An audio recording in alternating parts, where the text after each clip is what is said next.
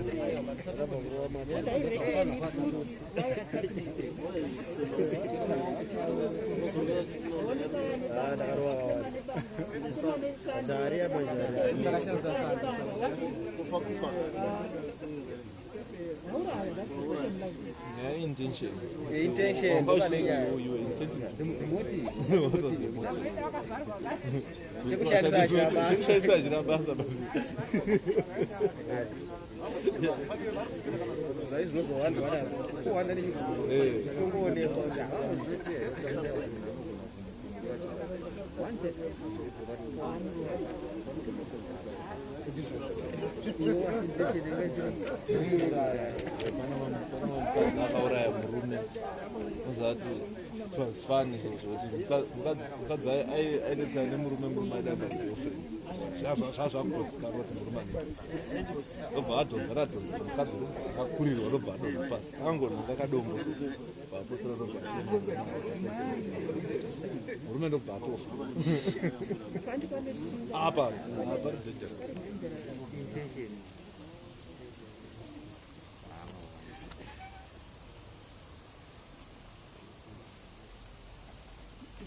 Good afternoon, ladies and gentlemen.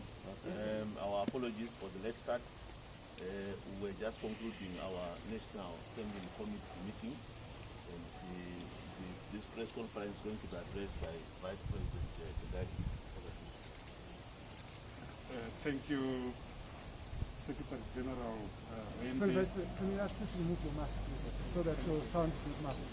Thank you. And the faces. And the what? The beautiful face. The what? The beautiful face. Beautiful face? Yeah, so that you can take pictures. There are two things you can use in the same line with my name. Beautiful and me.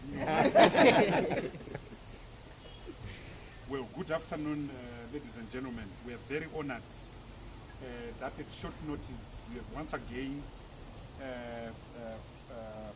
respected and honored us with your presence here for our press conference. As all of you are aware of, on the 11th of October 2021, last week on Monday, vehicles belonging to our party president, Advocate Nelson Chamisa. We attacked in Masvingo. One of his vehicles, Toyota Fortuner, was damaged very badly in the Charumbira area of Masvingo. The onslaught on our party leader and his convoy as he conducts this Meet the People tours that started in Masvingo is unprecedented.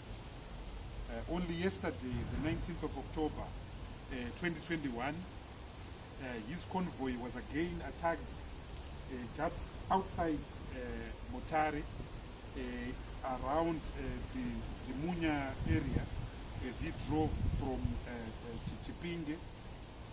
An unlawful ambush was mounted. Gunshots were fired, and one of the bullets actually whisked in the left rear seat, passenger seat, where he normally sits as a VIP. Throughout the day yesterday, we had about 12 vehicles following him and pursuing him. So it is quite clear, ladies and gentlemen, that there is a desperate attempt, a clear attempt to ensure that our party president does not meet Zimbabweans, does not access Zimbabweans.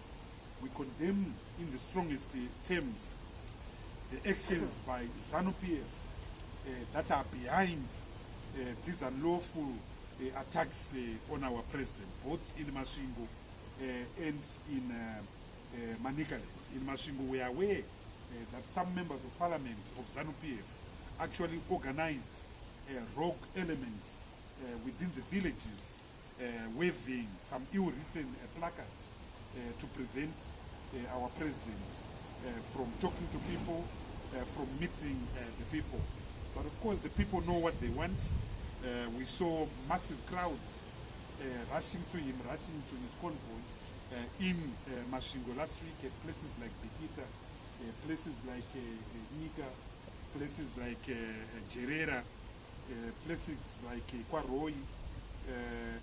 Yesterday as well, there were massive crowds who greeted him in Brechnaf, massive crowds with Guhune, massive crowds with Ngangu, massive crowds were at Chipinge a town center.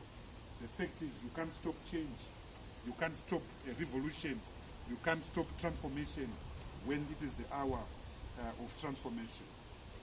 We are seriously concerned that the attacks on our president are consistent with the attacks that we have seen on our party. Since the 30th of March 2020, when that Supreme Court judgment was handed down, we have seen vicious attack on our party. The withdrawal of members of parliament, the withdrawal of councillors, the takeover of our party head office, the multiple charges brought against literally everyone of our top leadership, the vice presidents, the secretary general, the organizing secretary, virtually everyone who is here, our secretary for international relations, our esteemed mayor for Harare, Comrade Mainga Hama has just come out of prison. So we've seen the de facto banning of the MDC. Under the guise of COVID regulations, we are not allowed to have meetings. Under the guise of COVID regulations, we are not allowed to move across the length and breadth of Zimbabwe. Yet ZANU is moving. ZANU is organizing its own internal activity. Mr. Mnangagwa is opening tax shops literally every day. And the crowds are attending those meetings. So it's a de facto ban of our movement. And the reason is very simple. Mr. Mnangagwa did not win the 2018 election. He lacks legitimacy. So he is punishing us for winning and beating him in the 2018 election. But the bans have not succeeded. The takeover of Harvest House has not prevented us from breathing.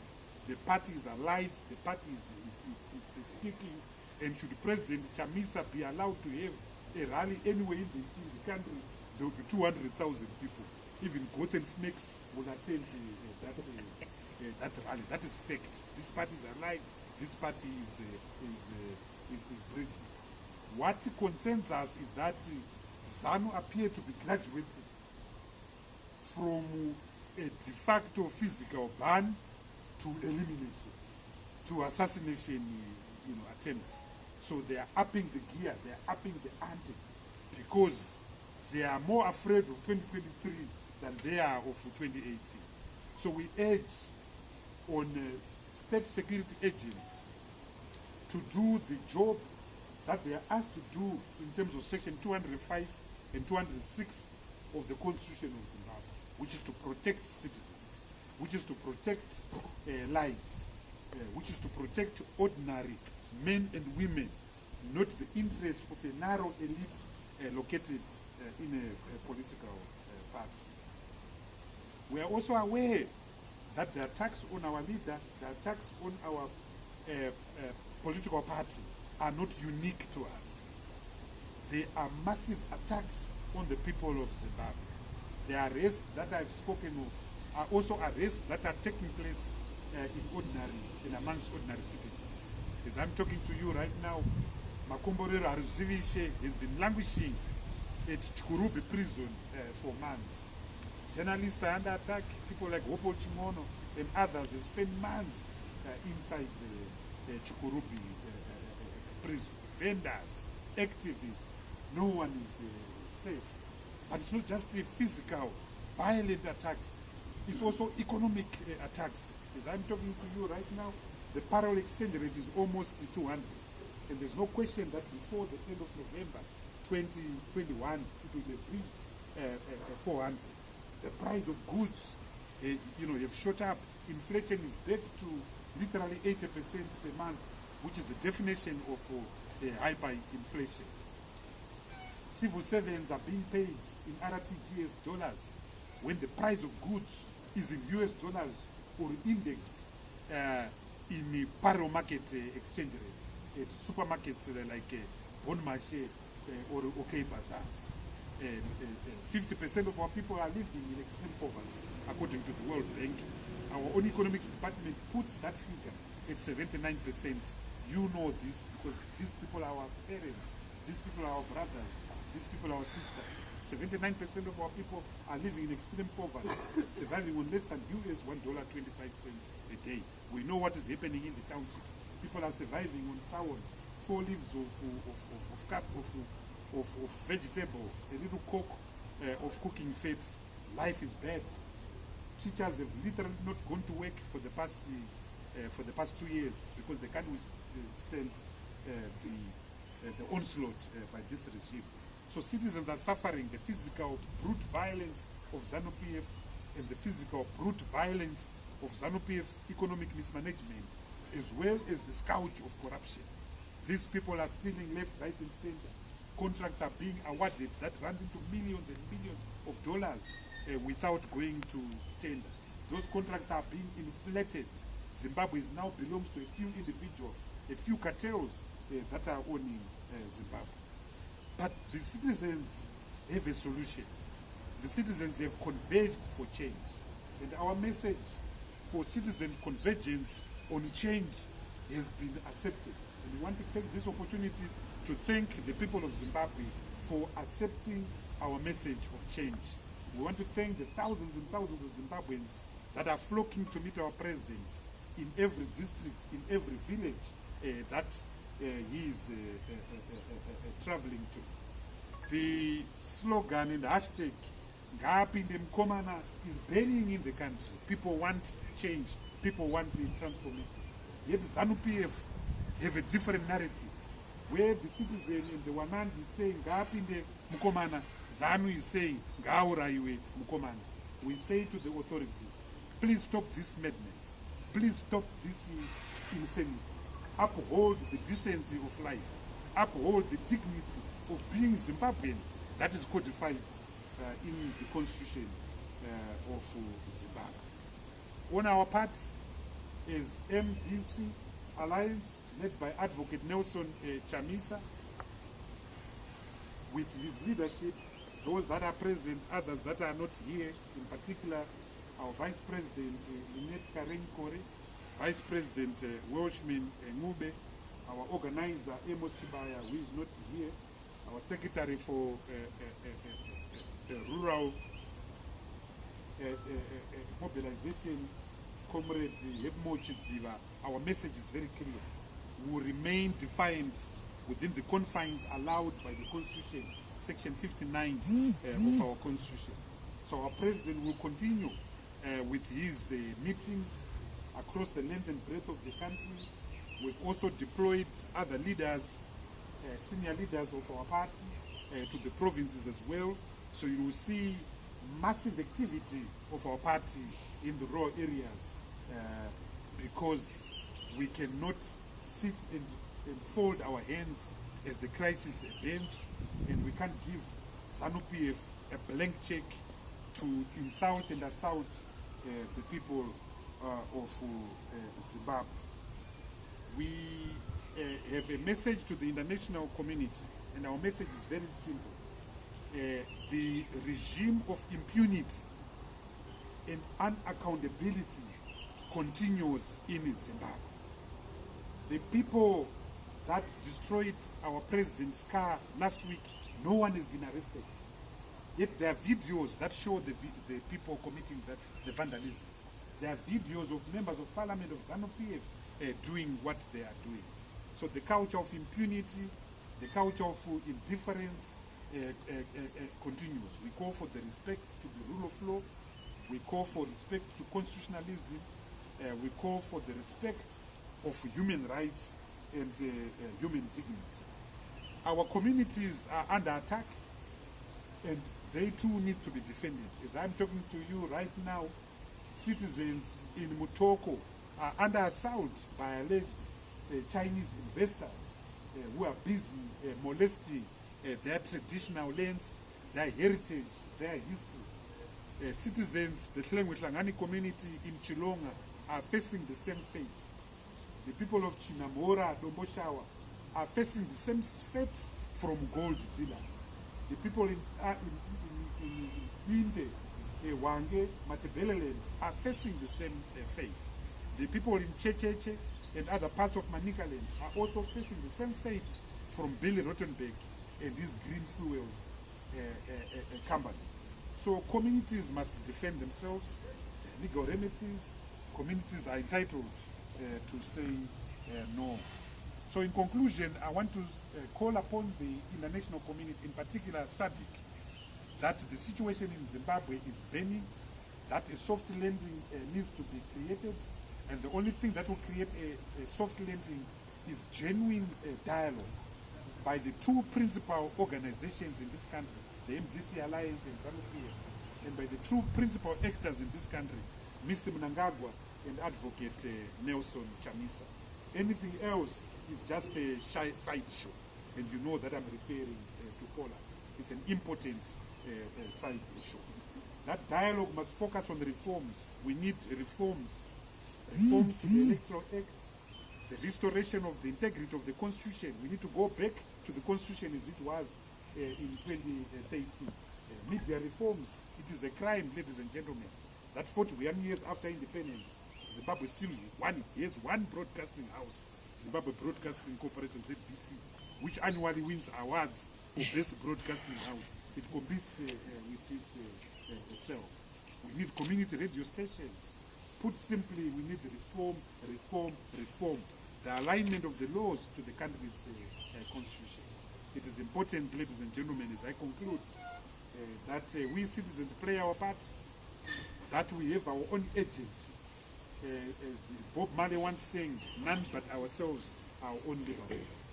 So we say once more, thank you to Zimbabweans for standing with our president and for standing with our party, the Movement for Democratic Change Alliance. I thank you very much. Thank you, VP. I think for the statement, we can go to the question and answer segment if there are questions on this issue, and then we can call it a day. Yes, Blessed. Yeah.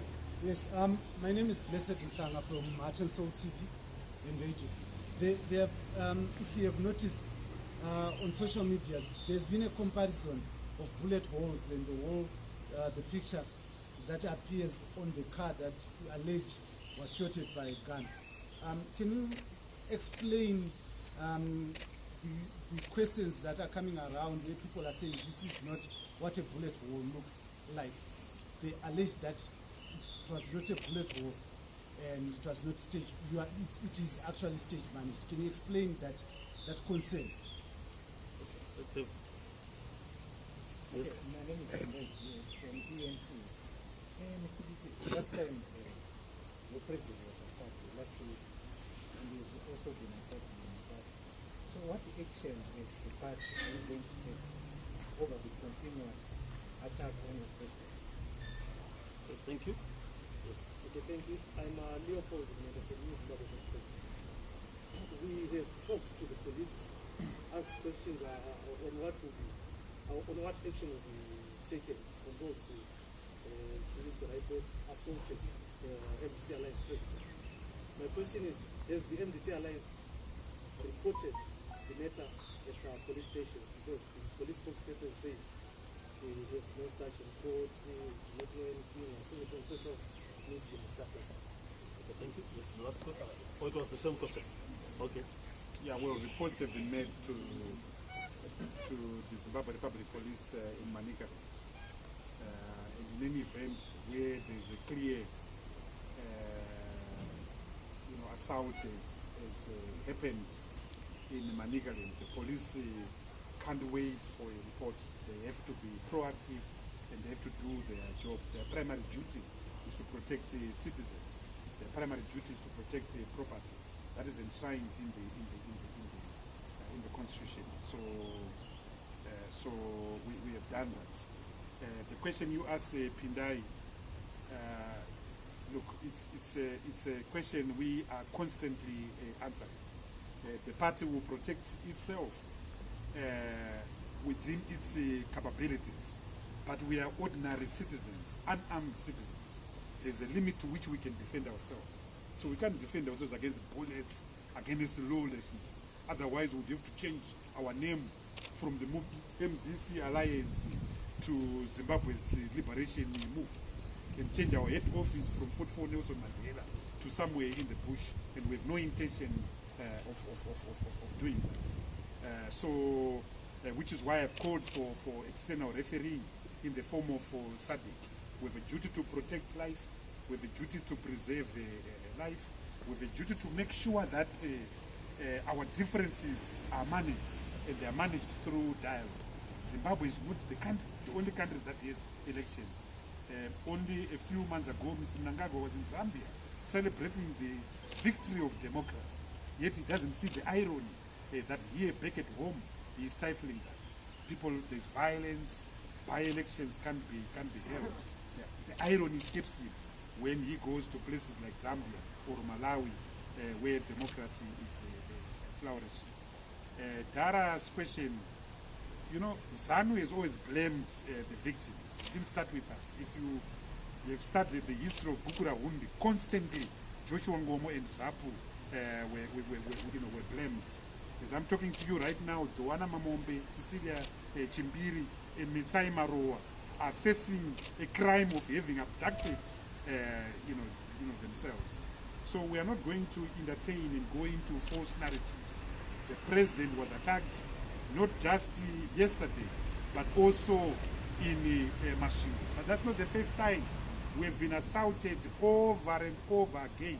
The same man was assaulted and brutalized at the Harare International Airport on the 18th of March 2007. On the 11th of March 2007, Morgan Tsvangirai and others were butchered at a police station. We were blamed. So the blame game is the language of fascists, the language of dictators. There's nothing new. It will not. It didn't start with Emerson, and it won't end with Emerson. Okay, we can have the last round if there's any. Yes. And then you. You want a second bite at the shade, okay? My name is Lucy Yassini. I'm a freelance journalist. I just wanted to know if there is going to be any legal process that the party is going to take against these attacks. Okay, thank you. There was a question here. We had an interview with ZANU-PF. They said that we are doing this to attract the attention of the UN rapporteur.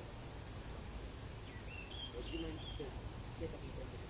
Are you going to meet the UN rapporteur, and are you going to use everything that you see as part and parcel of the evidence of your grievance against the regime? Okay. The last question. The last question. Blessed Mhlanga again from Heart and Soul TV and Radio. Why did you miss the term Dar? Okay, Dara here again. Can you just explain to us, because we saw a video of where this shooting allegedly happened. Now, we wanted to know why at that particular time people were taking a video. Were they expecting the gunshot to happen that particular time? What exactly was happening? Yeah, but that's easy. I mean, people always take videos when our president is around. His status is bigger than that of a pop star, you know. So people always take videos, you know that. And you know, these days everyone is a journalist. I mean, look at all of you. You all have smartphones, so everyone has just become a journalist. Our president is loved by the people.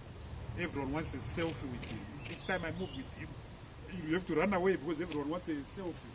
You know, so it's natural. You know, he is loved by the people. He's in people's hearts. Unlike the other men, even children will run away from him. I saw a little child with his hands in his pocket. You know. So if you're loved by the people, you're loved. You're loved by the people. You know, our message to the rapporteur: the facts of Zimbabwe speak for themselves. The facts of Zimbabwe speak for themselves. There is violence which did start on the 11th of October. We didn't start yesterday, the 21st of October. There is impunity and abuse of the rule of law. I've referred to Mako Komborero Arusivici. What has he done? I've referred to the vicious persecution of Joanna Mamombe, Netsai Maroa, and Cecilia Chimbiri. I've referred to previous cases of abduction. Where is Itai Zamara right now? Where is Patrick Namabad? And I've referred, or I'll refer to many reports, independent reports, prepared, including by the UN itself, on violence in Zimbabwe. Starting from way back, Gugura Hundi, Operation Mrambachina, Operation Mrambachina, and the brilliant report prepared by Mrs. Tabaijuka, a UN report around the 2008 violence, a report around the violence connected with the land reform program, the report of the Motlande Commission on violence that happened on the 1st of August 2018, reports on violence and murders that happened in January of 2019. So, if so this rapporteur, I'm sure, would have read the literature. There is violence in Zimbabwe, there is impunity in Zimbabwe, there is lawlessness in Zimbabwe. We take exception to the suggestion that we are creating drama. Suppose President Chamisa had gone to Masvingo and ZANU had done nothing. It wouldn't have been in the news. That's like it's not in the news that Mr. Tiba drove from his beautiful house in Mount Pleasant and got here. So they are putting people, they are assaulting us. And when they assault us, they can't accuse us of drama. If you plant a storm, you reap the whirlwind, and they are just reaping the whirlwind.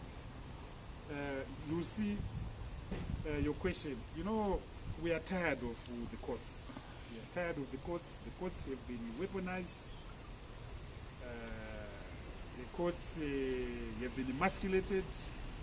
So we are not saying we are abandoning the courts completely, but we are tired of the courts. That's why we've called for citizen agents. The Constitution allows that citizen agents peacefully and constitutionally. And the communities will come out, as I've said, they've converged. Citizens have converged for change. Citizens have converged around President Chamisa. And the regime knows it. That's why it can't call for elections. Because when you call for elections, you will see the result. It will be a disaster for Mr. Mnangagwa and his friends that we used to work with. Thank you very much. Thank you very much for coming. And I think that brings a close to our press conference. Thank you.